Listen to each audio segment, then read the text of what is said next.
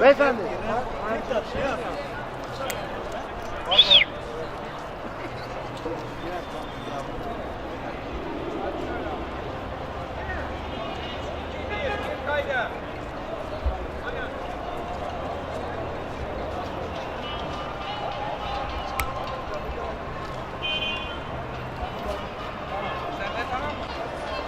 Bak arkadaşlar birinci madde Yakına giderken uzağa şey yapayım da olur. Ben hazırım abi. Ne olursun?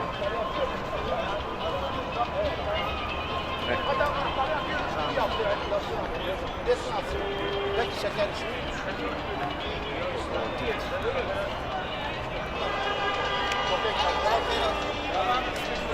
İçeri.